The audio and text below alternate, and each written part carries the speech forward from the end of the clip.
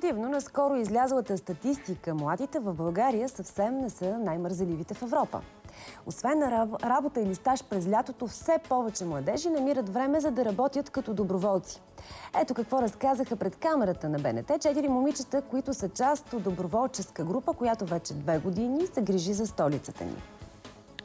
Историята на нашите героини започва не другаде, ами по-приятелски на маса. От приказка на приказка те стигат до извода, че колкото и да се оплакваш, ако не си помогнеш сам, няма кой друг да ти помогне. И така, нетипично по-български, те учредяват организация Нова София и започват да доброволстват активно. Как стартирахте и кой ви финансира? Младежта в действие, това е една програма на Европейския съюз, която отпуска средства за подобни младежки инициативи. Кандидатствахме чрез проект, който подадохме, одобриха ни. Всъщност е неформална група. Ние първоначално мислихме, че за да кандидатстваш по такъв проект и да те одобрят, трябва да си регистрирано юридическо лице. Оказва се, че въобще не е така. Ние стартирахме с почиствания на Борисовата градина, на Южния парк, на произволно избрани площадки в различни квартали, след което решихме да направим тази популярна игра Туистър в чужбина. Решихме да я позиционираме на асфалта, нарисувахме я с часовника в една детска градина.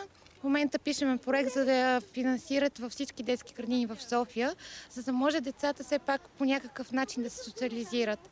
Усмихнати и страшно позитивни, 4-те приятелки боядисват, съдят, почистват и най-вече правят хората около тях щастливи. Очаквайки да срещнат очудени лица, те споделят, че общината, както и различни организации, им съдействат с финансирането на техните проекти. Средства наистина се отпускат, казва Вени, а по наболялата тема за приоритетите и активността на българските младежи, момичетата са категорични. Моите наблюдения са по-скоро, че младите доста повече се интересуват от околната среда, от това, което ги заобикаля, мястото, където се намират, площадките, в които искат да играят. Това да виждаш как повличаш крак след себе си в хубава насока е най-голямата награда всъщност от цялата програма и целият този проект. Тези, които искат да станат част от инициативите на Нова София, могат да открият информация на профила и във Фейсбук. В социалната мрежа има и страница на Европейската година на доброволчеството 2011, където всички желаещи да се включат в благотворителни дейности могат да открият подходящата за тях възможност. А за Алекс, Вени, Марица и Диляна агитация не е нужна. Водещо е желанието за промяна.